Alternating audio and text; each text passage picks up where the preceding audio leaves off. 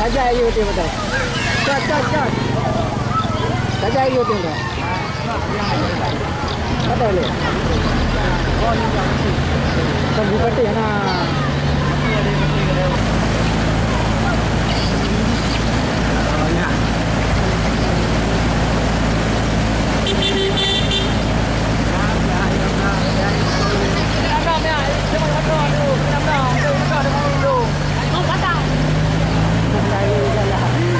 Udah lah.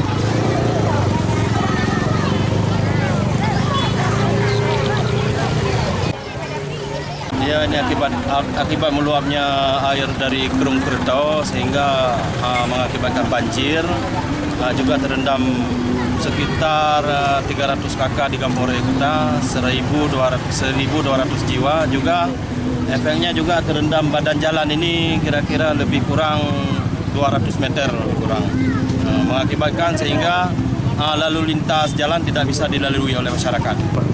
Untuk ketinggian air di badan jalan sendiri lebih kurang 80 cm lah.